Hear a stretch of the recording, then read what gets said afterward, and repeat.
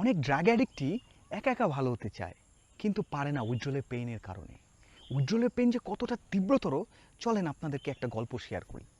রাজীব এবং সুমন দুই বন্ধু, তাদের একসাথে বড় হওয়া, একসাথে স্কুলিং, একসাথে খেলাধুলা। রাজীবের ড্রাগ অ্যাডিকশনের কারণে সুমনের সাথে তার দীর্ঘদিনের গ্যাপ তৈরি হয়। হঠাৎ একদিন রাজীব সুমনকে ফোন দেয়, বলে, দোস্ত তুই কি আমার সাথে একটাবার দেখা করতে পারবি? রাজীব এবং সুমন একটা রেস্টুরেন্টে দেখা করে।